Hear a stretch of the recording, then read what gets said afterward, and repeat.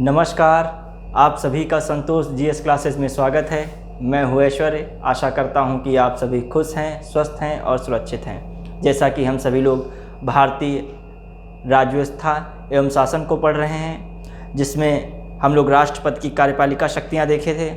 आज हम उसके आगे बढ़ते हैं। आज हम देखेंगे संसद के 3 सत्र किस प्रकार होते हैं और जो विशेष शब्दावलियाँ हैं, जैसे सत्रावसान, स्थगन, विघटन, आहूत, स्थगन से संबंधित बातें, इनमें अंतर सत्रावसान, विघटन और स्थगन में क्या छोटा या मामूली अंतर क्या है, इन पे सब पे चर्चा होगी। उसके बाद राष्ट्रपति का संबोधन, विशेष संबोधन, इससे क्वेश्चन बनते हैं। इस पर गलतियाँ होने की संभावनाएं बहुत बढ़ जाती हैं कि बहुत माइन्यूट अंतर होता है हर चीज़ में। फिर उसके बाद हम आज टॉपिक को देखेंगे कि कैसे बनता है कानून, कानून बनाने के लिए कौन कौन सी प्रक्रियाएँ हैं। ऐसे तो नहीं है कोई ज़रूरत पड़ी जनता को एकदम हवा में कानून बन गया, इसके लिए एक प्रक्रिया होती है। तो हम इन चीज़ों पे चर्चा करेंगे। जैसे आज देखते हैं, पहला संसद के सत्र को पढ़ेंगे, संसद के सत्र। फिर कैसे बनता है कानून, बनता है कानून।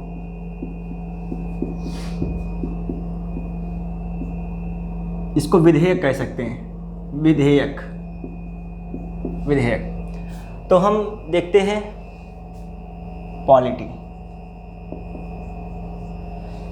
संसद के सत्र में देखा जाए, जो संसद के 3 सत्र होते हैं। एक तो जो है शीत सत्र कहा जाता है, दूसरा मानसून सत्र, तीसरा ग्रीष्म सत्र।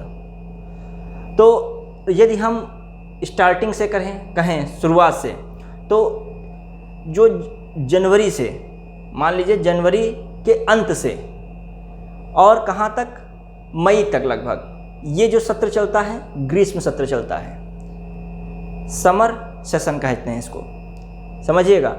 मतलब जनवरी के एंड से लगभग फरवरी, मान लीजिए फरवरी से कब तक, मई तक जो सत्र होता है ये। फिर जो इसके बाद आता है जुलाई से अगस्त, ये मानसून सत्र होता है। लगभग मानसून भी जून में जो है मानसून आ जाता है, जून के स्टार्ट फर्स्ट वीक में, तो इसी कारण मानसून सत्र हो गया। फिर देखते हैं इसके बाद जो है शीत सत्र आता है, मतलब विंटर सेशन, जो क्या होता है, जो नवंबर दिसंबर के बीच होता है। लेकिन ये सत्र क्या है देखा जाए, ये एक प्रकार की संसद की बैठकें होती हैं। इस सत्र में संसद का जो कार्य दिवस है सत्र के रूप में देखा जाए। जो वास्तव में सत्र को बुलाता कौन है देखा जाए तो सरकार बुलाती है, जो व्यवहारिक रूप से देखा जाए। लेकिन सरकार कैबिनेट से बैठक करती है, कैबिनेट समिति तय करती है कैसे सत्र बुलाया जाए, उसको औपचारिक रूप राष्ट्रपति देता है। मतलब हर काम भारत में राष्ट्रपति कर रहा है देखा जाए, लेकिन वह क्या है, हमेशा सलाह पे चलता है। तो इस प्रकार जो है राष्ट्रपति को इस प्रकार ये भी कहा सकता है, वह प्रमुख भी है, वह सरकार का प्रमुख भी है और नहीं भी है। वो इसीलिए उसके लिए एक शब्द राष्ट्रपति के लिए प्रयोग किया गया, संवैधानिक प्रमुख प्रयोग किया गया है। और वह कार्यपालिका का प्रमुख तो है ही, क्योंकि जो भी कानून जो अभी बताएंगे इस विधेयक में क्या राष्ट्रपति की भूमिका होती है। कोई भी विधेयक राष्ट्रपति के हस्ताक्षर के बाद ही कानून बनता है। तो ये समझ ले राष्ट्रपति की कितनी एक प्रकार से संवैधानिक मान्यता हो गई। तो हम लोग कहाँ चल रहे थे, संसद के सत्र में। संसद के सत्र को जो मुख्य रूप से सरकार बुलाती है, लेकिन औपचारिक रूप से देखा जाए राष्ट्रपति। अब राष्ट्रपति सत्र को कैसे बुलाता है, समाप्त किया जाता है। सत्र जो होता है वो वर्ष में कम से कम 2 होने चाहिए। और सत्र को आहूत कौन करता है, मतलब समनिंग ऑफ पार्लियामेंट, मतलब बुलाने के लिए संदेश जो भेजता है वो राष्ट्रपति भेजता है। कम से कम वर्ष में 2 बार सत्र के आयोजन के लिए राष्ट्रपति का संदेश रहता है। मतलब इस प्रकार रहता है कि 2 बार कम से कम बैठक जरूर हो जाए, 6 माह से ऊपर का समय दोनों बैठकों के बीच ना हो, मतलब दोनों सत्रों के बीच, बैठक के नहीं सत्रों के बीच ना हो। फिर देखते हैं राष्ट्रपति द्वारा जो बैठक को समाप्त किया जाता है, खत्म किया सकता है। लेकिन यहाँ पर भी थोड़ा पेच है। एक होता है स्थगन, मतलब बैठक का समापन। एक प्रकार देखा जाए, ये स्थगन जो होता है वह कुछ समय के लिए, मतलब सत्र को रोक दिया गया, बैठकों को रोक दिया कुछ समय के लिए। जैसे एक दिन के लिए बैठक को भंग कर दिया गया, मतलब सत्र को भंग कर दिया गया एक दिन के लिए, एक हफ्ते के लिए भंग कर दिया गया, कुछ घंटों के लिए सदन को भंग कर दिया गया, तो ये स्थगन है। और वही सत्रावसान कौन है? सत्रावसान मतलब एडजॉर्नमेंट, मतलब ये क्या है? सत्रावसान का मतलब जो थोड़े ज़्यादा समय, मतलब अनिश्चित काल के लिए जो विघटन या स्थगन होता है उसे सत्रावसान कहते हैं। ये राष्ट्रपति को पावर है, वो चाहे सत्र को समाप्त कर सकता है, उसे सत्रावसान कहते हैं। तो वह किस सदन को मतलब समाप्त कर सकता है, भंग कर सकता है पूरी तरीके से? लोकसभा को। राष्ट्रपति को यह पावर है कि कितने भी समय के लिए लोकसभा को भंग कर सकता है। मतलब अब तो लोकसभा में बैठक ही नहीं होगी, सारी सीटें खाली रहेंगी, इस प्रकार तो कोई कानून वगैरह बन ही नहीं पाएगा। तो राष्ट्रपति को पावर है। तो पूछा जाता है क्या राज्यसभा भंग किया सकती है? नहीं, क्योंकि वह स्थायी सदन है। क्योंकि वहाँ पर क्या होता है, सीधे जनता से चुन के प्रतिनिधि नहीं जाते हैं, वह स्थायी सदन है, 6 वर्ष का कार्यकाल। लोकसभा क्या है, जनता द्वारा सीधे प्रतिनिधि चुन के आए, तो एक वो अस्थायी सदन माना जाता है। लोकप्रिय सदन है लेकिन अस्थायी, तो अस्थायी सदन को राष्ट्रपति भंग कर सकता है। तो क्वेश्चन आता है कि इनमें से राष्ट्रपति किसे भंग नहीं कर सकता है? तो राज्यसभा, लोकसभा दिया हो, संसद दिया हो, इनमें से कोई नहीं। संसद नहीं टिक लगाएंगे, किसको लगाएंगे? लोकसभा को लगाएंगे। तो इस प्रकार से क्वेश्चन छोटे मोटे बन जाते हैं। अब इसी को हम देखेंगे। फिर राष्ट्रपति का संबोधन क्या रहता है? राष्ट्रपति का एक संबोधन होता है सामान्य, और एक होता है विशेष संबोधन। सामान्य संबोधन अनुच्छेद या आर्टिकल 86 में रहता है, और जो विशेष संबोधन होता है वो 87 में रहता है। ये किस प्रकार है, इनमें क्या अंतर है, इसको देखते हैं। पहले देखते हैं क्या हमें पढ़ना है इसमें, इसके अंदर संसद के सत्र में। तो हम देखते हैं, आप अभी सब समझ जाएंगे, बिल्कुल सरल भाषा में समझाते हैं। इससे प्रश्न आते हैं वो उनको आप पकड़ लेंगे। जैसे सत्र जो है क्या है, 3 प्रकार के होते हैं। सत्र 3 प्रकार के हैं। ये क्या है? सरकार द्वारा बुलाए जाते हैं, सरकार द्वारा बुलाया जाता है,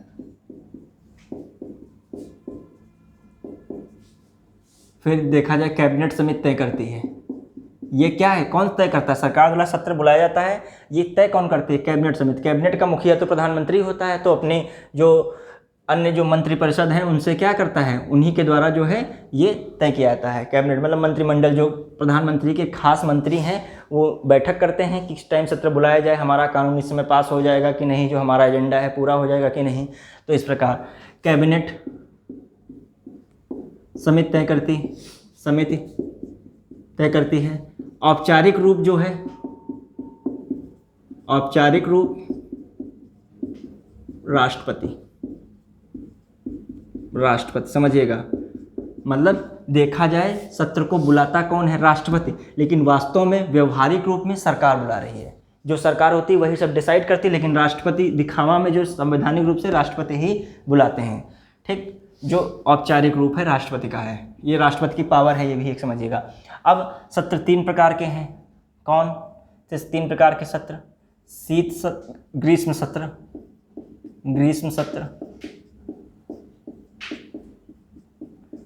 ये जो है मानसून सत्र,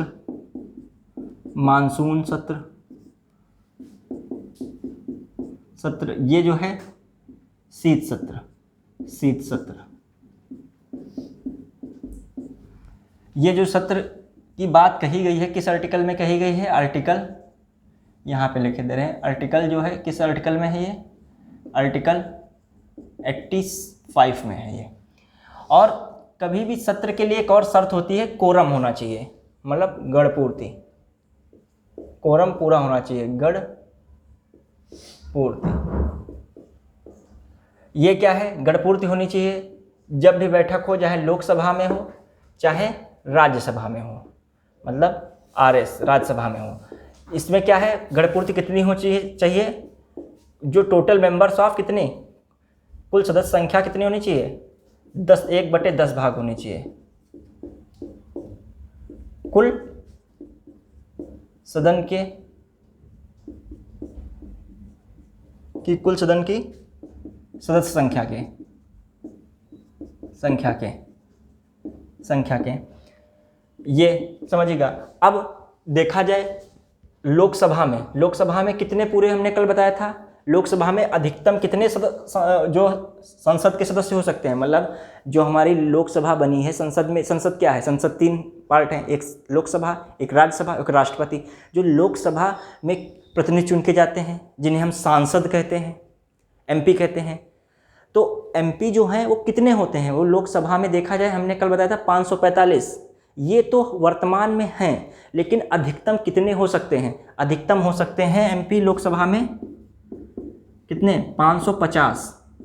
तो 550 का 10% कितना होता है, 55। तो कोई भी सत्र तब बुलाया जाएगा या संसदीय कार्य तभी हो पाएगा जब लोकसभा में कितने सदस्य होने चाहिए, 55 सदस्य होने चाहिए, समझिएगा ध्यान से। और राज्यसभा में कोई कानून या कोई विधेयक या कोई भी चर्चा परिचर्चा तभी हो पाएगी जब कम से कम कितने होने चाहिए गणपूर्ति में। यहाँ पर इसमें हमने कितने बताए थे राज्यसभा में बताए थे कितने, 245 हैं संसद हैं राज्यसभा में, लेकिन कितने अधिकतम हो सकते हैं 250। तो इसका 10% कर लें, 10% करेंगे तो क्या हो जाएगा, ये भी 0 का मतलब 25। तो इसकी गणपूर्ति कितनी होनी चाहिए, 25। तो प्रश्न कभी कभी आता है लोकसभा में कितनी गणपूर्ति होनी चाहिए कोई भी कार्य, संसदीय कार्य के लिए, तो कितनी, 55 होनी चाहिए। या लोकसभा की गणपूर्ति कितनी होनी चाहिए, 55। या कोरम कितना होता है, 1/10 भाग, या 10% भी कह सकते हैं इसको, 100 से गुणा करोगे तो 10% बन जाएगा। तो इस प्रकार की बातें हो गई।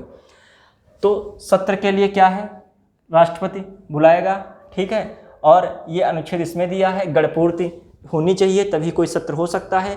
अब सत्र 3 रूप में होते हैं, 3 समय में बुलाए जाते हैं।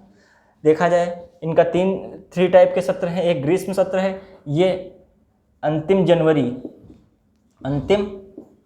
जनवरी से, लास्ट जनवरी से मई तक, ये जो है ये इतने में बुलाया जाएगा। इसी को क्या कहते हैं, बजट सत्र भी कहते हैं। इसी को बजट सत्र कहते हैं, बजट सत्र, बजटीय सत्र या बजट सत्र। क्यों, क्योंकि फरवरी के माह में ही जानते हैं हमारा देश का बजट पास होता है, तो वो समय जो है क्या कहता है, बजट सत्र। इस दिन क्या होता है, ग्रीष्म सत्र में 1 दिन अवकाश भी रहता है, 1 दिन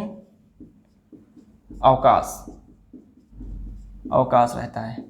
समझिए ग्रीष्म सत्र को समझिएगा, ये हम ऐसे करे दे रहे हैं। ग्रीष्म सत्र में क्या है, 1 दिन अवकाश। क्यों, क्योंकि बजटीय जो सत्र है उसकी चर्चा होने के लिए 1 दिन अवकाश रहता है, उस पर कार्य होता है, उस पर समिति पे, बजट की जो समिति बनती है उस पर कार्य होता है।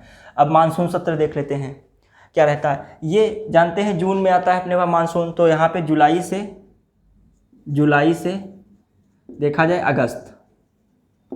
अगस्त, ये जो है क्या है, 3 सप्ताह, लगभग 3 सप्ताह रहता है, कह सकते हो 20 से 25 दिन इस प्रकार रहता है, ठीक। और जो है ये शीत सत्र क्या रहता है, शीत सत्र में आ जाए, शीत सत्र में सत्र लिखते हैं।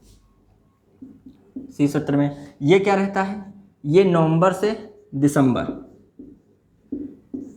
देखिए जब कोविड आया तब जो है, अभी हाल ही में जब जनवरी फरवरी के समय जो है कोविड का प्रकोप था ठंडक में, तो देखते हैं क्या जो ये सत्र है ग्रीष्म सत्र को क्या कर दिया गया, समाप्त कर दिया गया, रद्द कर दिया गया था, राष्ट्रपति द्वारा रद्द कर दिया गया। क्यों, क्योंकि उस समय कोविड महामारी थी तो खतरा था ज़्यादा, उस समय कार्य के लिए बैठक आयोजित होती तो कोविड जो प्रोटोकॉल का पालन नहीं हो पाता।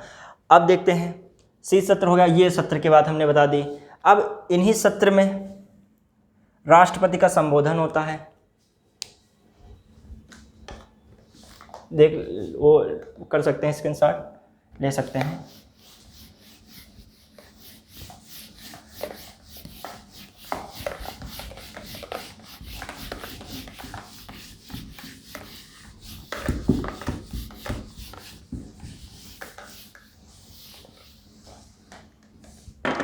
देखिए अब क्या है, जो संबोधन,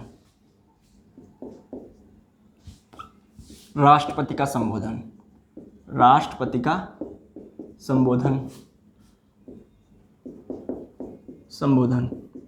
ये क्या रहता है, ये 2 प्रकार से है। एक सामान्य संबोधन है, सामान्य संबोधन।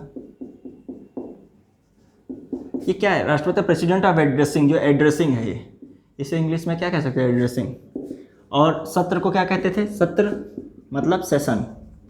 सेशन, ये इंग्लिश थोड़े से वर्ड बता दे रहे हैं, प्रॉब्लम ना हो, ठीक। तो अब सामान्य संबोधन, इसमें क्या है? राष्ट्रपति द्वारा किसी सदन को संदेश भेजना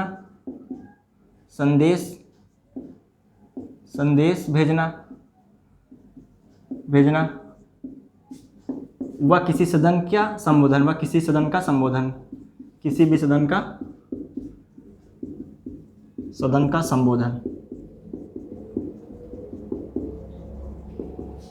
संबोधन ये हो जाता है। अब इसके बाद जो देखें कौन आता है? सामान्य संबोधन, या कह सकते हो संबोधन। ये कौन, किस आर्टिकल में है? आर्टिकल जो है, जो कह सकते हैं 86 में है, ठीक। तो अब देखते हैं जो है विशेष संबोधन, जो है स्पेशल एड्रेसिंग, विशेष संबोधन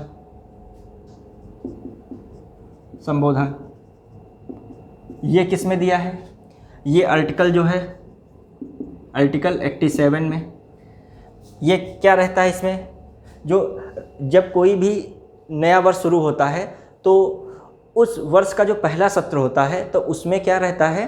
राष्ट्रपति संबोधन करता है, ये विशेष संबोधन में आता है। या दूसरा क्या रूप होता है? जब कोई भी नई सरकार आती है, चुन के कोई नई सरकार बनी, तो उस सरकार का जो पहला सत्र होता है उसमें राष्ट्रपति संबोधन करता है। तो ये प्रश्न आ जाता है, राष्ट्रपति का विशेष संबोधन है, क्या है मतलब अंतर? इससे जुड़ा हुआ विकल्प आ जाए तो इन दो शब्दों को याद रखेंगे। एक तो नया सत्र शुरू होता है वर्ष के नए सत्र पे, और दूसरा जो है नई सरकार का पहला सत्र, इसमें संबोधन 2 में करता है। विशेष हो भी गए।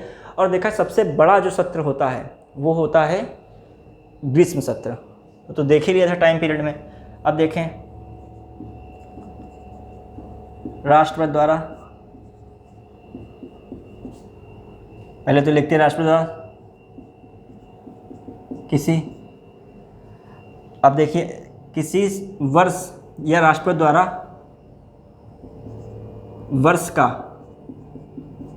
का पहला सत्र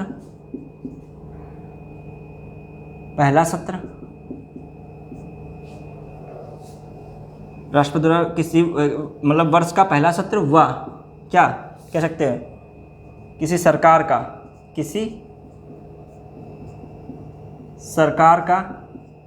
सरकार के पहले, राष्ट्रपति द्वारा वर्ष के पहले सत्र कर देते हैं, पहले सत्र व किसी सरकार के पहले सत्र का संबोधन, ये इसमें आता है। ये हो गया। अब क्या रहता है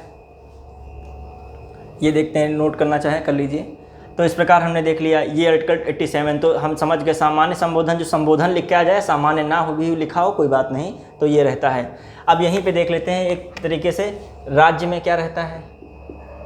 राज्य में भी जो है सत्र 3 होते हैं, 3 सत्र। कौन? ग्रीष्म मतलब समर सेशन, मानसून और क्या जो रहता है तीसरा जो है शीत सत्र, ठीक। सत्र हैं ये, सेशन हो गए, शीत सत्र, मानसून सत्र। अब इसमें भी कोरम होना चाहिए, कोरम या गणपूर्ति। कोरम ये कितने आर्टिकल में है? 189, आर्टिकल 189 में है। जो केंद्र की कोरम थी, केंद्र में जो लोकसभा राज्यसभा के लिए, लोकसभा व राज्यसभा के लिए कोरम जो थी वो 100 आर्टिकल थी। वो किस आर्टिकल में थी? 100 आर्टिकल में, आर्टिकल 100 में थी जो कोरम जो गणपूर्ति। तो इसमें दिया है, तो इनके में भी जो है 10% होना चाहिए। जो लोकसभा के जो सदस्य हैं, विधानमंडल के जो सदस्य हैं, विधानसभा विधान परिषद में यदि ये सत्र होते हैं तो कहाँ क्या होना चाहिए? वहाँ पे क्या होना चाहिए? कम से कम 1/10 सदस्य होने चाहिए कुल सदस्य के। अब यहाँ पे भी यही सीन है, यहाँ पे भी संबोधन क्या है? संबोधन कौन करता है? संबोधन संबोधन राज्यपाल करते हैं। राज्यपाल संबोधन कौन कर रहे हैं? राज्यपाल। राज्यपाल। एक है विशेष सामान्य, एक संबोधन है सामान्य सा, और एक विशेष। विशेष सेम वही है जो इसमें भी जो राज्यपाल हैं, जो सदन है उसको संदेश भेज सकते हैं और उसका संबोधन कर सकते हैं। इसमें किसी वर्ष के पहले सत्र का एवं जो है कोई भी सरकार बनती है उसके पहले सत्र का जो है संबोधन करते हैं। तो इस प्रकार देखते हैं। अब इसमें जो है क्या रहता है? 86 है, तो देखते हैं 174 175 कह सकते हैं। 175 इसके जो आर्टिकल है, आर्टिकल 175 राज्य में, ये राज्य की बात हो रही है, राज्य स्टेट। और ये जो है 176 है, आर्टिकल 176। अब देखते हैं आगे चर्चा करते हैं। राज्य का हो गया, ये केंद्र का मतलब लोकसभा राज्यसभा।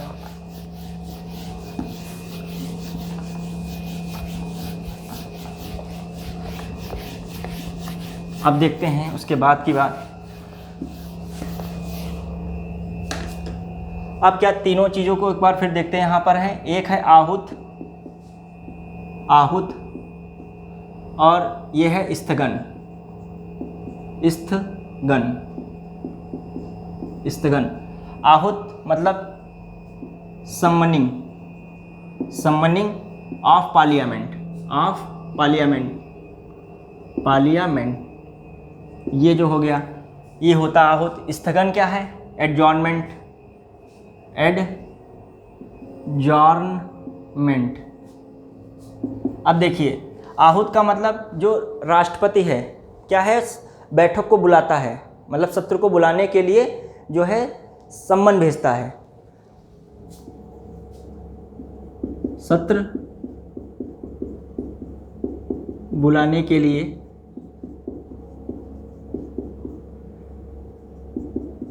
सम्मन भेजता है, भेजता है। समझिएगा, ध्यान देखिए, सम्मन भेज रहा है। अब क्या इन शर्त है? क्या है? एक वर्ष में कम से कम 2 सत्र जरूर होने चाहिए। मतलब ये रहता है सम्मन मतलब सत्र। क्या ये बुला क्यों रहा है? कि वर्ष में ऐसा ना हो कि 2 सत्र भी ना हो पाए, ये जरूरी है 2 सत्र होने चाहिए। और 2 सत्रों के बीच 6 माह से अधिक समय नहीं होना चाहिए। कॉमन सी बात, जब 2 सत्र होंगे एक वर्ष में तो 6 माह का बीच में समय आएगा ही नहीं। देखिए जनवरी से चलता है मई तक, फिर अगला है मानसून, हटा दीजिए, मान लीजिए मानसून किनारे कर दिया, नवंबर दिसंबर, तो कहाँ आ गया? मई से क्या नवंबर दिसंबर के बीच 6 माह आ गए? नहीं आ पाएंगे। तो इसको देखिए, यदि मई है 5 हो गया और नवंबर दिसंबर जो है क्या आ गया 11 हो गया, तो मतलब नवंबर भी काउंट हो गया ना, तो नहीं आ पाएगा। बीच में 6 माह फंस जाए, 6 माह से कम हो जाएगा। ठीक है, तो देखते हैं। और ऐसा नहीं है कि जो है मानसून सत्र, ज़्यादातर मानसून सत्र और किसी के बीच में अंतर हो सकता है, ये सीधे नहीं होगा। ग्रीष्म से सीधे जो है शीत पे पहुंच गए, बीच का मानसून सत्र चला गया। मानसून से शीत ऋतु हो सकता है, शीत ऋतु से ग्रीष्म ऋतु वाला सत्र हो सकता है। ठीक है, तो 6 माह का अंतर नहीं होना चाहिए। क्या 2 सत्रों के बीच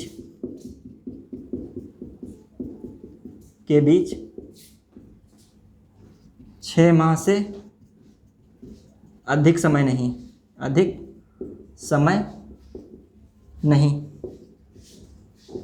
होना चाहिए। तो ये हो गया। एडजॉर्नमेंट क्या है? स्थगन। एक है स्थगन क्या? कुछ समय के लिए सदन भंग करना, ये क्या है? स्थगन है। ये स्थगन कहलाता है, स्थगन। समझिएगा, इसको लोकसभा स्पीकर कर सकता है, मतलब सभापति कर सकता है, लोकसभा अध्यक्ष कर सकता है स्थगन को। समझिएगा, स्थगन है ये। कुछ समय का मतलब घंटे हो सकता है, कुछ घंटे के लिए। फिर क्या? दिन हो सकते हैं, कुछ समय में सप्ताह हो सकता है। लेकिन जो है अनिश्चित काल के लिए स्थगन, अनिश्चित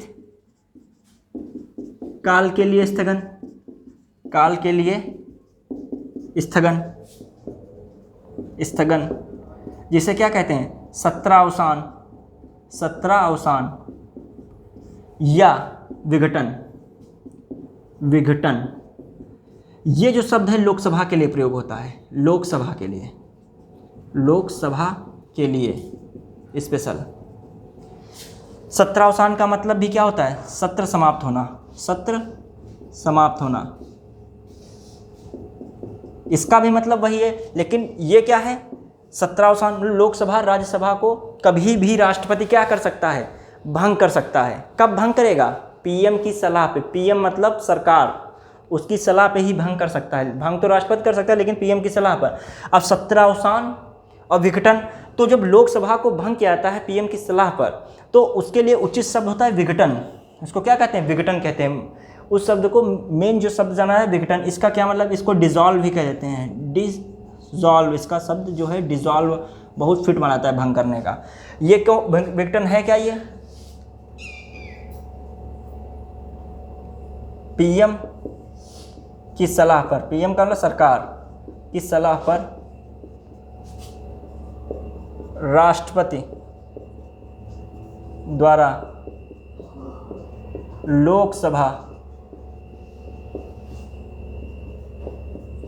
को भंग किया जाना, लोकसभा का भंग किया जाना। देखिए राज्यसभा में ना सत्रावसान होगा ना विघटन होगा। राज्यसभा में जो है एक प्रकार से देखा जाए राज्यसभा भंग नहीं किया सकती है। हाँ, समाप्त हो सकता है, वहाँ पर जो है सत्र समाप्त हो सकता है, लेकिन भंग नहीं किया सकती है। तो एक प्रकार से देखें विघटन शब्द है, विघटन किसके लिए यूज हो रहा है, इसके लिए। सत्रावसान शब्द समाप्त हो सकता है, हाँ ये राज्यसभा के लिए प्रयोग किया सकता है, लेकिन ये विघटन शब्द जो है तो लोकसभा के लिए, इस पर ध्यान दीजिएगा। सत्रावसान का मतलब सत्र समाप्त होना। सत्र समाप्त होने का मतलब होता है कि छोटे समय के लिए भी सत्र समाप्त होना, बड़े समय के लिए भी सत्र समाप्त होना। देखिए फिर से ध्यान दीजिए, सत्रावसान, विघटन, स्थगन। स्थगन मूल शब्द हम लेते हैं पहले। स्थगन का मतलब एक होता है छोटे समय के लिए स्थगन, तो उसको हम स्थगन ही कहेंगे शब्दावली में, तो वो कुछ समय के लिए रहता है। फिर जो आता है सत्रावसान, सत्रावसान का मतलब सत्र का समाप्त होना, लंबे समय के लिए, अनिश्चित काल के लिए। वो कौन समाप्त करता है, राष्ट्रपति करते हैं। तो राज्यसभा का भी हो सकता है यहाँ का, लेकिन जो है विघटन कहाँ पे होता है, वो केवल लोकसभा में होता है। राष्ट्रपति द्वारा भंग कर दिया जाता है जब लोकसभा को, तो उसे विघटन कहा जाता है। और जब एक भी सीट नहीं बचेंगी लोकसभा में, और दूसरी बात है सब खाली सीट रह जाएंगी जब भंग हो जाएगी, ये पीएम की सलाह पे होता है। और ये लोकसभा क्यों भंग होती है, ये क्योंकि अस्थायी सदन है।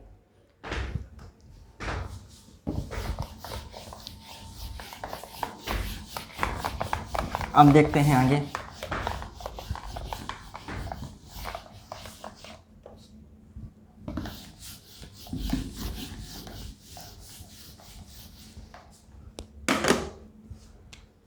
अब जो है देखा जाए किसकी बात करते हैं, विधेयक, विधेयक, विधेयक। देखा जाता है सत्रावसान मुख्यतः लोकसभा के लिए ही मुख्यतः रहता है कि वहीं जो है सरकार की सबसे ज़्यादा पावर जो होती है लोकसभा में होती है, कि ज़्यादातर संसद चुन के आते हैं, उन्हीं के द्वारा पीएम बनता है। तो स्थगन और जो ये होता है क्या कह सकते हो, सत्रावसान, ये ज़्यादातर लोकसभा में देखने को मिलता है। तब देखते हैं अब, क्योंकि वहीं पे मुद्दा ज़्यादा इशू, मतलब मुद्दे पर ज़्यादा गर्मा गर्मी चर्चा होने लगती है, क्योंकि विपक्ष भी वहाँ होता है लोकसभा में, ऐसा माहौल गर्म हो जाता है। तो कभी कभी बहुत सारी सदाचार की चीज़ें पीछे छूट जाती हैं, आप लोग देखते भी होंगे। लेकिन जो भी होता है, कोई भी गतिविधि होती है, संसद द्वारा कुछ भी बोला जाता है, भाषण दिया जाता है, उचित हो या अनुचित हो, उस पर सुप्रीम कोर्ट जो है कोई कार्रवाई नहीं कर सकता। ये संसद या विधानमंडल में जो विधायक हैं उनको विशेषाधिकार प्राप्त है सदन के अंदर। तो देखा जाए विधेयक, विधेयक का मतलब कैसे कोई विधेयक कानून बनता है, मतलब सीधी भाषा में समझते हैं कानून कैसे कोई बनता है। तो पहली बात देखते हैं, जो कानून बनाता है वो कार्यपालिका बनाता है। अब कार्यपालिका क्या है मुख्यतः देखा जाए, जो दूसरी भाषा में शब्द है, जो कानून बनाएगा तो संसद बनाती है। अब संसद में कौन आ जाता है, संसद में राष्ट्रपति आता है, राज्यसभा, लोकसभा, संसद किस अनुच्छेद में है? 79 में है। राष्ट्रपति किस अनुच्छेद में है? 52 में। हमने बताया था भारत का एक राष्ट्रपति होगा, ये अनुच्छेद 52 में है। दूसरा, राज्यसभा आर्टिकल 80 में है। फिर लोकसभा 81 में है। ये जो कानून बना रही है तीनों मिलके, संसद, राज्यसभा, लोकसभा कानून बनाती हैं। जो देखा जाए दूसरे रूप से, कानून बनाता मुख्यतः कौन है? मतलब बनाने में तो योगदान इनका है, लेकिन वास्तविकता में कानून कौन बना रहा है? सरकार बनाती है। जो सरकार होती है गठबंधन की होती है तो थोड़ा मुश्किल पड़ता है।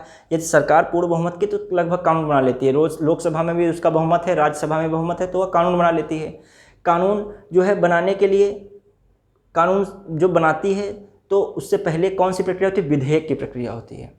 तो जो विधेयक कौन तैयार करता है? ज़्यादातर सरकार तैयार करती है या जो है मंत्रिपरिषद तैयार करती है। मान लीजिए लड़कियों की उम्र 18 वर्ष में शादी होती है, मिनिमम उम्र लड़कियों की 18 वर्ष रखी गई है शादी के लिए, पुरुष की 21 वर्ष रखी गई है। यदि महिलाओं की उम्र को 18 वर्ष से बढ़ाकर 21 वर्ष किया जाता है, इस प्रकार का विधेयक तैयार किया जाता है। तो विधेयक कौन तैयार कर रहा है? पहली बात तो सरकार की पहल हुई। उससे पहली बात देखा जाए जनता की मांग थी, सरकार ने जनता की मांग को देखा कि हाँ ये लाएँ कानून तो शायद कुछ अच्छा हो जाए, मतलब हमारी सरकार की थोड़ा सा तारीफ प्रशंसा हो जाए, अब भविष्य में हम और अगली बार बने रहें। यह समस्या समझी जनता की, तो क्या हुआ, जो रिपोर्टें आई सरकार ने उन रिपोर्टों को समझा, फिर क्या किया, उन पर एक प्रारूप तैयार किया। वही जो प्रारूप होता है वो विधेयक हो जाता है। अब प्रारूप तैयार किया तो किसने तैयार किया? मान लीजिए सरकार ने पहल की कि हाँ 18 से 21 पे बनना चाहिए, ये बात हुई। फिर मंत्रिपरिषद की बैठक हुई। मंत्रिपरिषद में विधि मंत्रालय को यह कार्य दिया गया। अब विधि मंत्रालय के कैबिनेट मिनिस्टर हैं, उन्होंने बैठक की तो हाँ इस पे कानून बनना चाहिए, जो क्या है 18 से 21 वर्ष होनी चाहिए उस पे कानून। फिर दूसरी ओर क्योंकि महिलाओं से जुड़ा है तो महिला जो मंत्रालय है उसको भी कैबिनेट मंत्री को बुलाया, और महिला मंत्रालय से जुड़ा पूरा प्रशासन वो बैठक करता है, उसमें अपने सुझाव रखता है। तो इस प्रकार ये विधेयक का एक प्रारूप तैयार हो गया। समझिएगा, विधेयक रूपी एक प्रारूप तैयार हो गया। किसकी सहायता? सरकार की भूमिका रही, मंत्रिपरिषद की भूमिका रही, जुड़े मंत्रालय जो भी थे, इस महिला विभाग से जुड़े हुए मंत्रालय थे। अब उस प्रारूप को जो है संसद के किसी सदन में प्रस्तुत किया गया, तो बशर्ते क्या हो जाए, धन विधेयक ना हो, क्योंकि धन विधेयक के लिए राष्ट्रपति की भी सिफारिश की जरूरत पड़ेगी। इसमें सिफारिश की जरूरत अन्य में नहीं पड़ती है। तो अब इस विधेयक को सदन में प्रस्तुत किया गया, सदन पे खूब चर्चा हुई, परिचर्चा हुई, या फिर सदन में पारित नहीं होता है। यदि संख्या कम है, जो सरकार है उसके जो बहुमत होता है उसमें सरकार की सदस्य संख्या कम पड़ जाती है तो पारित नहीं होगा। लेकिन दूसरी भूमिका में देखें, हम कानून बना रहे हैं ना, तो विधेयक उस सदन में, मतलब समझिएगा, जो विधेयक रूपी प्रारूप तैयार हुआ था उसको एक सदन में प्रस्तुत किया गया। उस सदन में काफ़ी चर्चा हुई, उसे जो बहुमत द्वारा अगले सदन में पारित कर भेज दिया गया।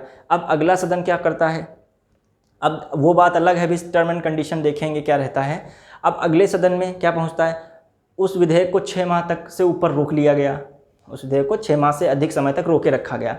तो एक विवाद का विषय हो गया। तब विवाद हुआ, कॉन्फ्लिकेशन हुआ, तो अब राष्ट्रपति संयुक्त बैठक का आयोजित करते हैं। संयुक्त बैठक में कहा भैया राज्यसभा तुम भी आ जाओ, लोकसभा तुम भी आ जाओ, दोनों को बैठा के बुला लिया। लेकिन लोकसभा वाला ही जीतेगा, क्योंकि 545 उसके पास है, उनके पास 245 हैं राज्यसभा वाले के पास, तो लोकसभा से ही पारित हो जाता है। वो विधेयक पारित हो गया संयुक्त अधिवेशन से। संयुक्त अधिवेशन बुलाता कौन है? राष्ट्रपति। लेकिन उसकी अध्यक्षता कौन करता है? लोकसभा अध्यक्ष। ये याद रखिएगा, छोटे छोटे क्वेश्चन बनते हैं, राष्ट्रपति टिक मार देते हैं सब लोग जल्दी में। अब हो गई अध्यक्षता दोनों की। अब क्या रहता है, वो पारित होकर आगे बढ़ गया।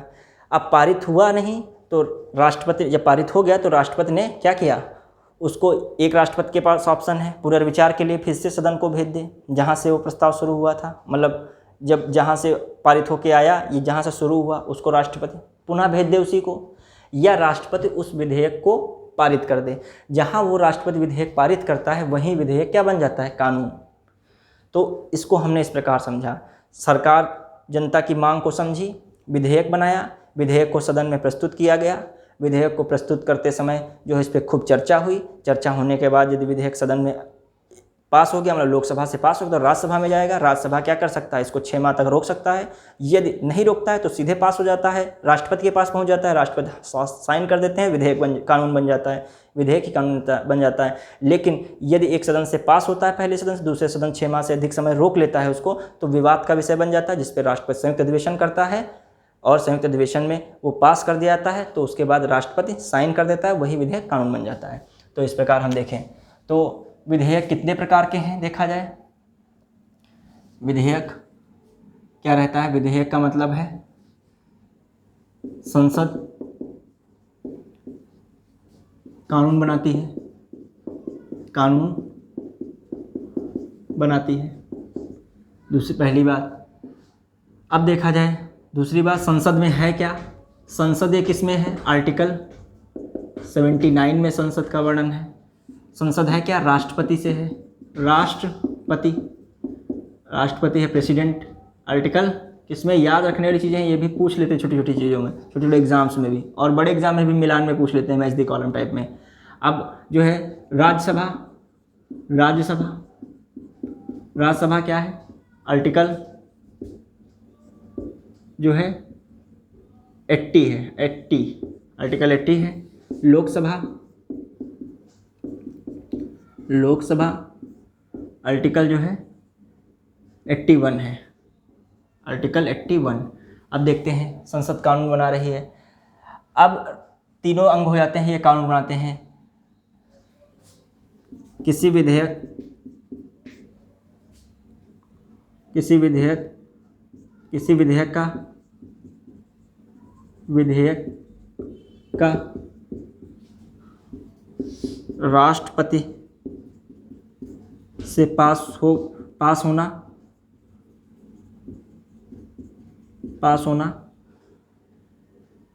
पास होने के बाद कोई भी विधेयक, किसी विधेयक का राष्ट्रपति द्वारा पास किए जाने पर, राष्ट्रपति द्वारा पास होने पर वह विधेयक कानून बन जाता है, वह विधेयक कानून बन जाता है, कानून बन जाता है। अब देखिए, अब हम देखते हैं विधेयक कितने प्रकार के हैं। विधेयक हैं, एक तो होता है विधेयक जो है सरकारी विधेयक, सरकारी विधेयक, विधेयक। दूसरा जो है वित्त विधेयक, वित्त नहीं, निजी विधेयक, निजी विधेयक, निजी विधेयक। ये हो गए विधेयक के एक प्रकार। ठीक, अब देखते हैं जो है दूसरा, गैर वित्त विधेयक, गैर वित्त विधेयक,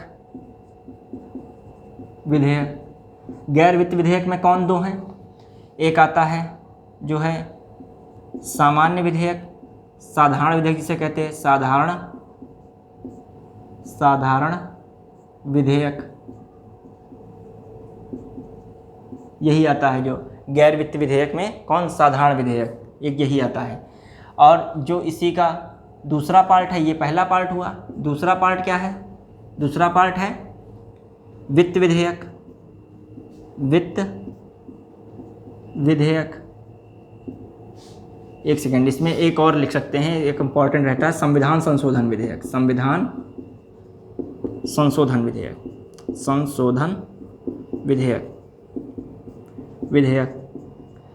और दूसरा देखिए कौन आता है,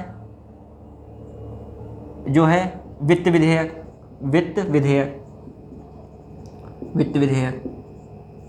इसमें कौन आ जाता है, धन विधेयक आ जाता है, धन विधेयक, धन विधेयक। अब देखिए इसी में जो देखा जाए, जो गैर वित्त विधेयक हो गया, ये दो हो जाते हैं, और इसी में जो वित्त विधेयक में ही जो धन विधेयक भी आ जाता है, और इससे संबंधित दो बातें हो जाती हैं। एक तो है जैसे इससे संबंधित कर सकते हैं, धन विधेयक संबंधी वित्त विधेयक, वित्त विधेयक। और दूसरा क्या है, जो है साधारण विधेयक संबंधी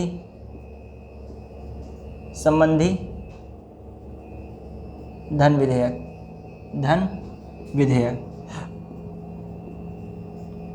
अब देखते हैं क्या रहता है। ये हो सकता है, देखिए धन विधेयक, जो सभी धन विधेयक वित्त विधेयक होते हैं, लेकिन सभी वित्त विधेयक धन विधेयक नहीं होते हैं। देखिए जो है ये सभी धन विधेयक हैं, ये धन विधेयक है, ये धन विधेयक है, धन विधेयक। और ये पूरा क्या है, वित्त विधेयक है।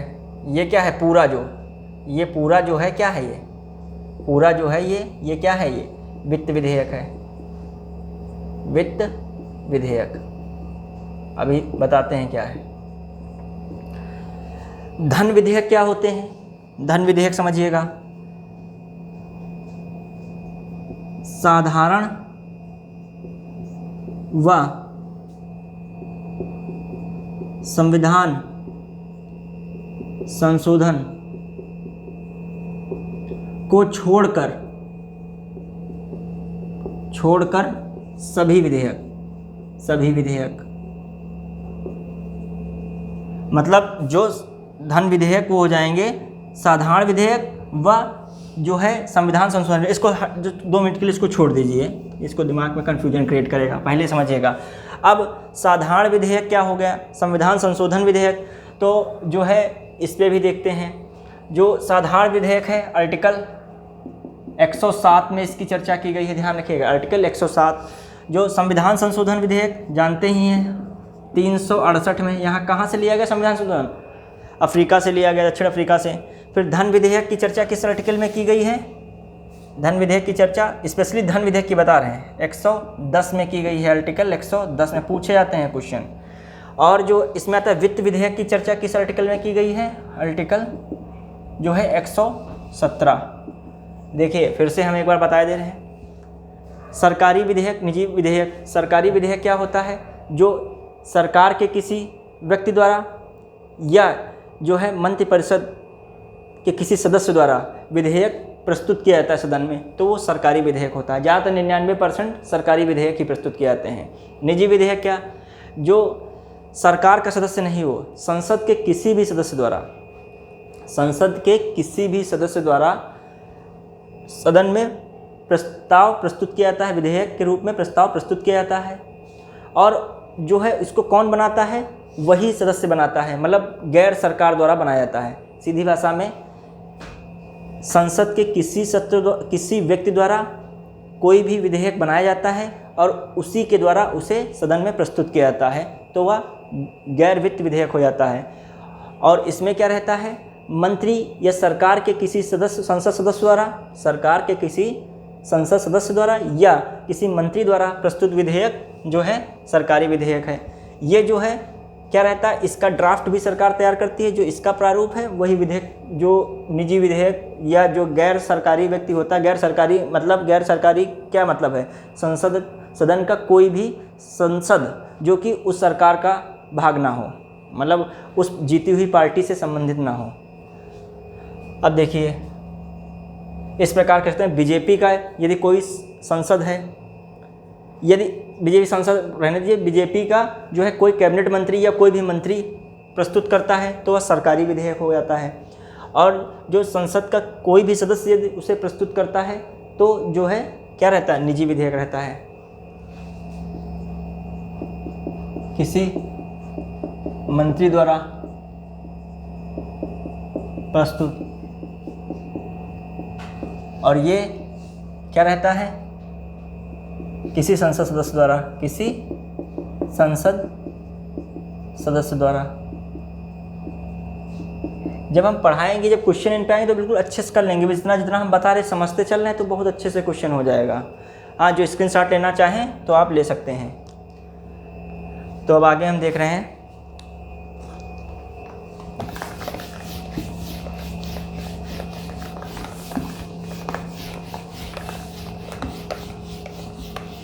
जो हमने बताया ये प्रकृति के आधार पे था, जो मतलब 4 प्रकार के विधेयक बताए हैं ये प्रकृति के आधार पे था, वो बनाए जाने के आधार पे था।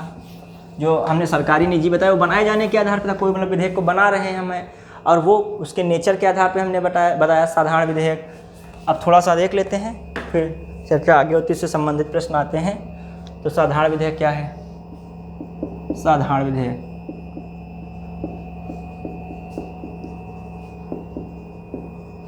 साधारण विधेयक को किसी भी सदन में, लोकसभा या राज्यसभा या जो है लोकसभा, यहाँ पे राज्यसभा, मतलब किसी भी एक सदन में प्रस्तुत किया सकता है। मतलब विधेयक को एक सदन में प्रस्तुत किया जाता है। यदि एक सदन से पारित विधेयक को अगले सदन में 6 माह से अधिक रोक लिया जाता है, 6 माह से अधिक रोका जाता है, होल्ड किया जाता है, रोका जाता है। विवाद क्या हो जाता है? विवाद की स्थिति, विवाद हो जाता है, विवाद की स्थिति होती है ये, विवाद की स्थिति। इसे क्या करते हैं? फिर क्या होता है विवाद की स्थिति में? क्या होता है? संयुक्त अधिवेशन होता है, संयुक्त अधिवेशन। ये किस में है? ये आर्टिकल जो है 108 में है, संयुक्त अधिवेशन। ये संयुक्त अधिवेशन क्या होता है? राष्ट्रपति बुलाता है। अध्यक्षता लोकसभा अध्यक्ष करता है, लोकसभा अध्यक्ष करता है। समझिएगा कन्फ्यूजन। अब 6 माह से अधिक जो समय लगता है तो इसमें बन जाता है, फिर ये क्या होता है? पास हो जाता है। यहाँ से संयुक्त अधिवेशन से विवाद दूर कर विधेयक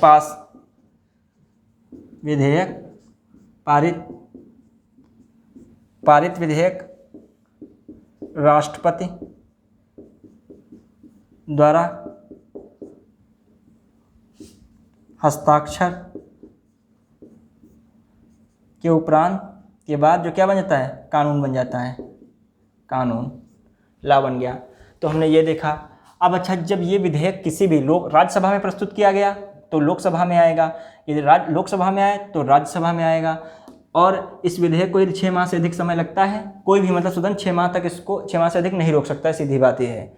ठीक, अब देखते हैं, ये भी याद रखिएगा क्या विवाद की स्थिति में संयुक्त अधिवेशन होता है। संयुक्त अधिवेशन, अब किन किन पे संयुक्त अधिवेशन हुआ है देखा जाए।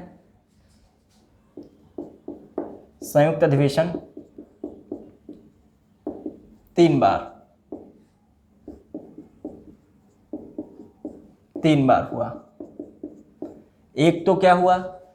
दहेज प्रतिषेध पे हुआ, दहेज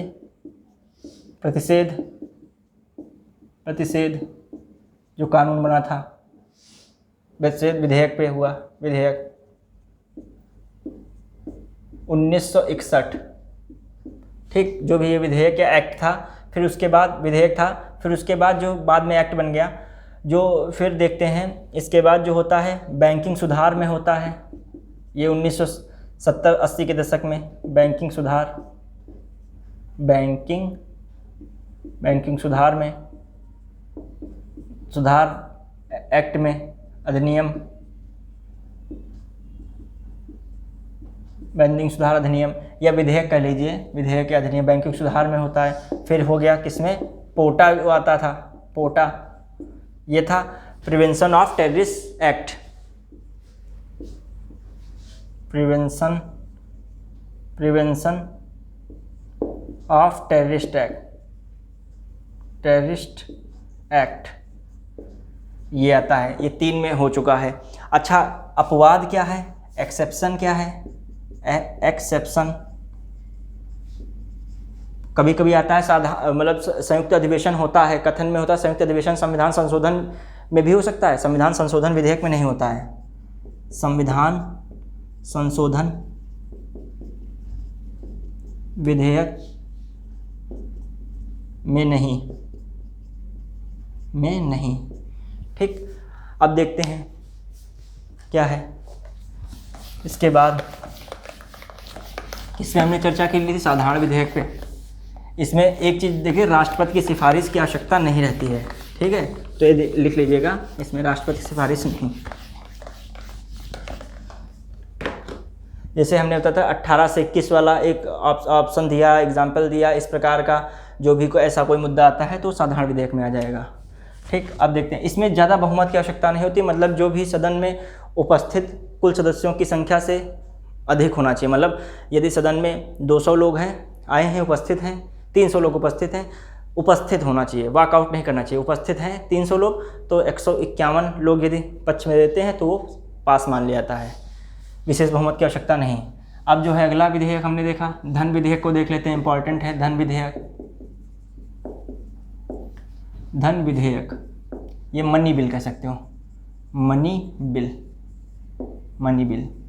अच्छा, सामान्य विधेयक को क्या कह रहे थे, साधारण विधेयक को, साधारण विधेयक को ऑर्डिनरी बिल, विधेयक को बिल कहते हैं, कानून को लॉ कहते हैं, एक्ट कहते हैं। ठीक, तो मनी बिल हो गया। तो मनी बिल में क्या रहता है, ये जो है मनी बिल है या नहीं, यही बहुत इम्पोर्टेंट क्वेश्चन रहता है। ये कौन, इसका निर्धारण कौन करता है या नहीं निर्धारण, लोकसभा स्पीकर या लोकसभा अध्यक्ष, लोकसभा अध्यक्ष या Lok Sabha speaker, speaker of Lok Sabha, ये करते हैं। अब देखते हैं इसके बाद जो है ये क्या होता है, राष्ट्रपति की सिफारिश, राष्ट्रपति की इसमें सिफारिश लगती है। राष्ट्रपति की सिफारिश उपरांत केवल लोकसभा में, उपरांत सबसे पहले इसे लोकसभा में प्रस्तुत किया जाता है, प्रस्तुत होता है, और 14 दिन के अंदर, 14 दिनों के अंदर ये जा रहा है राज्यसभा में, के अंदर राज्यसभा पहुंचता, मतलब अब ये प्रस्तुत कर लोकसभा में प्रस्तुत हुआ वह पारित होता है, पारित।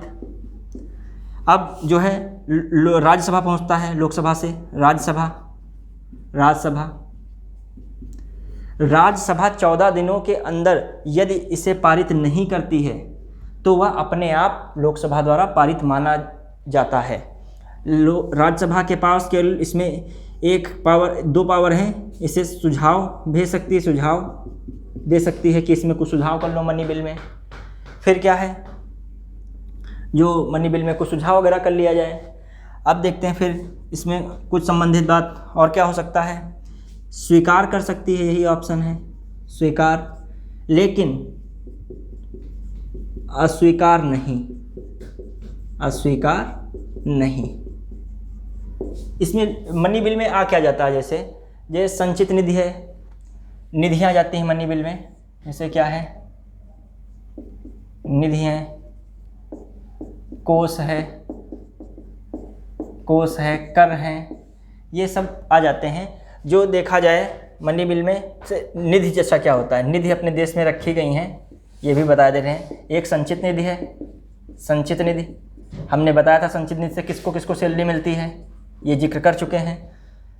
जैसे न्यायाधीशों को सैलरी मिलती है, राष्ट्रपति को सैलरी मिलती है, उपराष्ट्रपति को मिलती है, लोकसभा अध्यक्ष को मिलती है, उपाध्यक्ष, इन सबको संचित निधि में सैलरी मिलती है। ये किसमें बात हमने की थी, जो अनुसूची 2 थी पढ़ाई थी, उसमें बात की थी। अब संचित निधि, इस पर नियंत्रण किसका है, संसद का नियंत्रण। ये क्वेश्चन बनते हैं, इन्हीं से कन्फ्यूजन इतना क्रिएट होता है। तो आपको हर चीज़ हम बताते चल रहे हैं, बिल्कुल एकदम हर चीज़ को लेते हुए चल रहे हैं, जहाँ से भी क्वेश्चन आ जाए। और बहुत सारे टॉपिक को हम एक ही टॉपिक में कवर कर देते हैं। संचित निधि हो जाता है, फिर आकस्मिक निधि,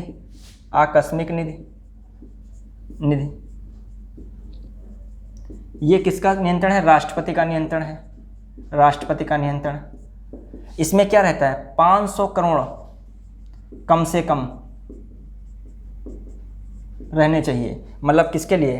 बाढ़ है, सूखा है, कोई आगजनी हो गई, बाढ़, सूखा इत्यादि के लिए, आपत्ति के लिए, डिजास्टर के लिए।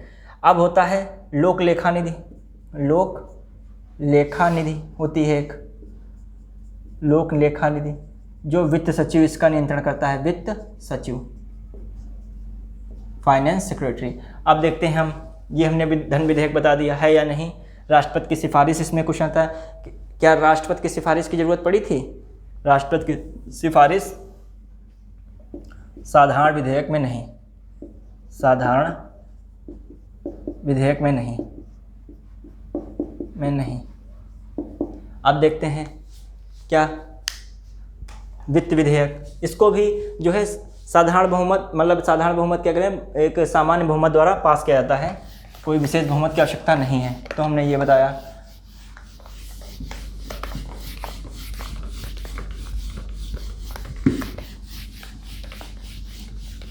अब चलते हैं आगे। देखिए, कानून बनाना आसान नहीं होता है, जटिल प्रक्रिया है। इसमें जो है किस प्रकार का विधेयक है ये भी डिपेंड करता है, बहुत चीज़ों का अलग अलग है, मतलब प्रावधान है। तो हर एक कानून की एक अलग प्रक्रिया है, वो इन विधेयकों के टाइप पे निर्भर करती है, किस प्रकार का कानून है। तो वो जब हम करंट पढ़ाएंगे तो उसको कानून को उस विधेयक से जोड़ देंगे, जब उस कानून का कोई जिक्र करेंगे कौन से विधेयक में आखिर आता है। तब वित्त विधेयक क्या रहता है? वित्त विधेयक ये किस में आता है? आर्टिकल 117 में। सभी धन विधेयक, ये वित्त विधेयक फाइनेंस बिल है, इसे फाइनेंस बिल, फाइनेंस बिल।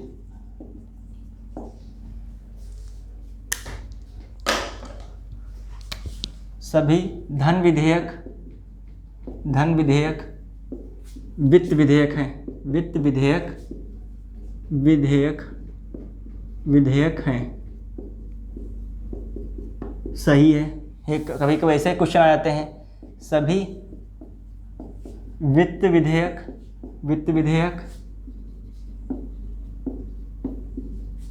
धन विधेयक, सभी वित्त विधेयक धन विधेयक हैं,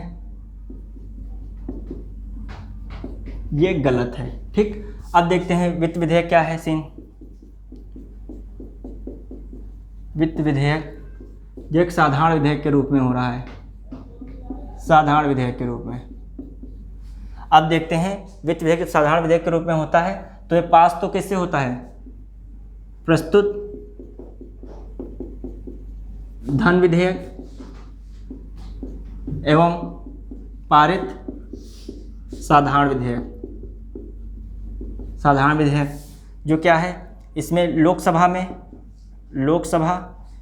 या राज्यसभा में प्रस्तुत किया जाता है, यहाँ पे राज्यसभा या लोकसभा में प्रस्तुत किया जाता है। अब क्या रहता है, दोनों के पास बराबर पावर, दोनों के पास समान शक्ति। विवाद में संयुक्त अधिवेशन है। इसमें समझिए, साधारण विधेयक में संयुक्त अधिवेशन है, और जो है इसमें जो है वित्त विधेयक में भी संयुक्त अधिवेशन है। और धन विधेयक की तो चर्चा में ही कॉमन सी बात है, उसमें अपने आप पास माना जाता है लोकसभा द्वारा, उसमें दूसरा सदन की कोई आवश्यकता ही नहीं रहती है, कोई वैल्यू ही नहीं की गई। अब देखते हैं, इसको लिखना चाहे लिख लीजिए। अब देखते हैं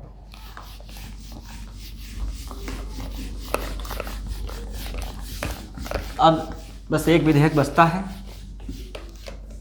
क्या नाम है उसका? संविधान संशोधन विधेयक, संविधान संशोधन विधेयक, संशोधन विधेयक। अब ये क्या रहता है? ये दो प्रकार से है, ये एक तो कह सकते हैं संसद के विशेष बहुमत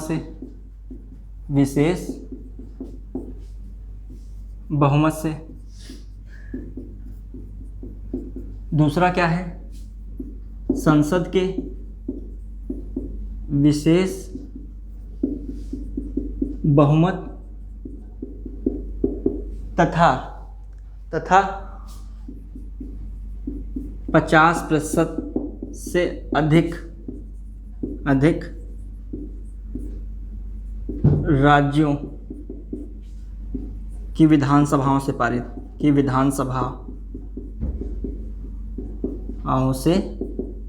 पारित ये होता है। इसमें जब कोई विधेयक होता है तो ये रहता है संसद के विशेष बहुमत से। एक तो जब मामला एक राज्य या एक केंद्र का हो, जब मामला एक राज्य या एक केंद्र, क्या केंद्र तो एक ही रहेगा, एक राज्य या केंद्र संबंधित,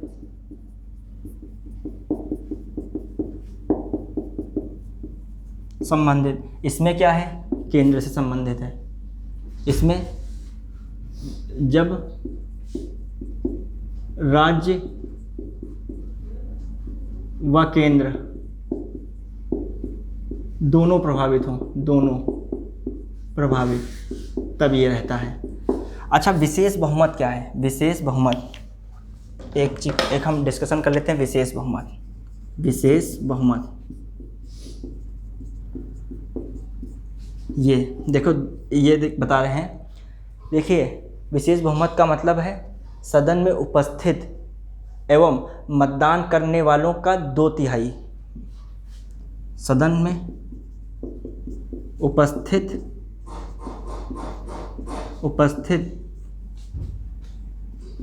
एवं मतदान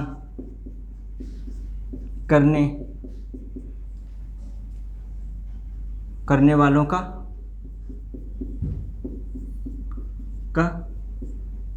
2/3, ठीक है। मतलब 2/3 सदस्य जो हों पक्ष में, जब उपस्थित लोग हों संसद में, मान लीजिए कि जो है 2/300 लोग उपस्थित हैं, 300 उपस्थित हैं, तो उसका 2/3 मतलब 3 कितने लोग, मतलब 201 लोग या 200 लोग।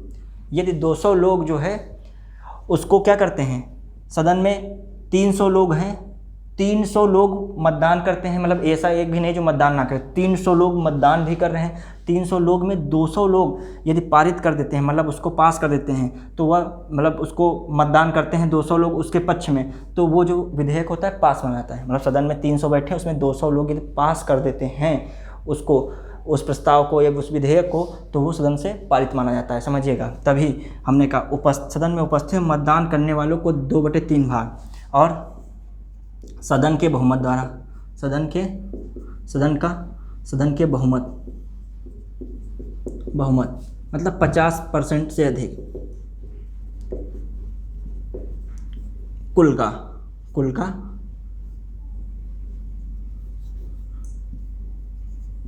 मतदान, कुल का 50% से अधिक। मतलब क्या इसका, ये भी शर्त होनी चाहिए विशेष बहुमत में। मतलब कुल कितना है, 300 का आधा कितना होता है, 50%, 50, तो मतलब 151 होना चाहिए, 150 या इससे नीचे नहीं होना चाहिए। कॉमन सी बात है, 200 लोग जो हैं, इसका मतलब जैसे ये भी हो सकता था, जैसे 150 हैं, ठीक। मतलब ये सदन में इस समय जैसे इसमें है 545 हैं, 545, 5 4 9 14, मान लीजिए 542, 4 3 7, 7 5 12, 6 6 5 11, 300 हैं, इतने लोग हैं। इसमें 2/3 समझिएगा, लोकसभा की बात कर रहे हैं। विशेष बहुमत क्या बनता है, 3 से काट दिए, 3 एकम 3, 3 24, 3 एकम 3, मतलब ठीक। अब देखते हैं, ठीक है, अब क्या रहता है, 181 लोगों से पास होना चाहिए, ठीक। 181 लोगों से, ये है 2/3, ठीक है, 2/3 से ये बहुमत से ये पास होना चाहिए। और जो उपस्थित हों उनका क्या होना चाहिए, उपस्थित का है 50% से अधिक, मतलब उपस्थित का 50%। जितने मान लीजिए उपस्थित हैं, मान लीजिए इतने लोग उपस्थित भी हैं, इसका 50% से अधिक, जो उपस्थित भी हैं तो इसका 50% से अधिक होना चाहिए, सदन के बहुमत मेजॉरिटी, मतलब इतना तो कम से कम होना ही चाहिए, मतलब इससे अधिक होना चाहिए, ये भी शर्त है। साथ में क्या है, इसका जो आधा देखा जाए 272 है। आप इस चीज़ से अनुमान लगाइए कि एक तो इसमें है क्या रहता है, 2/3 से अधिक से पास होना चाहिए। एक तो ये प्रक्रिया हो जाती है, 2/3 बहुमत से पास होना चाहिए सदन में, ठीक। 3/2 से पास होना चाहिए, इस पे थोड़ा सा कन्फ्यूजन है, भी देखते हैं। जो है 2/3 से अधिक, मतलब जो सदन में उपस्थित एवं मतदान करने वालों, सदन में जो उपस्थित हैं और मतदान करने वालों का क्या होना चाहिए, 2/3 से अधिक, मतलब 2/3 से अधिक, मतलब क्या है, 66% बनता है। हाँ सही तो था, हम लोगों ने सही किया। देखिएगा 500, ध्यान नहीं दिया, 2/3 तो 3 से हमने काट दिया था, 3 एकम 3, 3 24, 3 एकम 3। इसको 2 से गुणा भी तो कीजिए, 2 से गुणा किया, 2 एकम 2, 2 अठे 16, 2 एकम 2 3, ठीक, 362 समझिएगा यहाँ पे से अधिक। मतलब क्या है, समझ लीजिएगा ध्यान से कि सदन में उपस्थित मतदान करने वाले, मान लीजिए 543 सदन में सदस्य हैं, सबने मतदान किया, मान लीजिए कि स्थिति आती है, तो उसमें 362 लोग यदि मतदान करते हैं किसी प्रस्ताव, किसी उसके पक्ष में विधेयक के, तो वो क्या माना जाएगा, पास माना जाएगा, पास मान लिया जाएगा। लेकिन एक ये भी शर्त है कि कुल ही का कर दे, कुल का 50%, कुल का 50% से अधिक। लेकिन एक ये भी शर्त है, इसका जो आधा कितना होता है, इसका आधा देखा जाए 272 हो जाएगा, 272.5 हो जाएगा। लेकिन 272 आधा तो नहीं किसी कर सकते हैं, 273 मान लेते हैं, 273 भी होना चाहिए साथ में, तो ये भी तो है, तो 273 से ज़्यादा है, मतलब 2/3 होना चाहिए। इतने लोग हैं, इसका 2/3 हो गया, 2/3 इतना होता है, इतने लोग पास हो गया। और साथ में बहुमत से भी होना चाहिए, कुल का 50% से अधिक, तो इसका 273 बनता आधा है इसका, वो पूरे का, तो 273 से 362 ज़्यादा ही है। यदि मान लीजिए 300 करते हम, 300 2/3, तो क्या 200 बनता, 200 क्या, अब देखिए 200 क्या 273 से ज़्यादा है, 273 से कहाँ ज़्यादा है, तो ये 300 पे नहीं बनेगा साधारण विधेयक के लिए। कम से कम 300 से ऐसे संख्या जरूर होनी चाहिए कि आधा इससे ऊपर निकल जाए, समझ रहे हैं। तो 400 होनी चाहिए, 400 ज़्यादा होनी चाहिए, इस प्रकार से बननी चाहिए। तो आज हमने इसको पूरे को हमने समझाया कैसे क्या है। आप इसको देखिएगा डिटेल से, इसको 2-3 बार समझ जाएंगे। धन्यवाद, जय हिंद।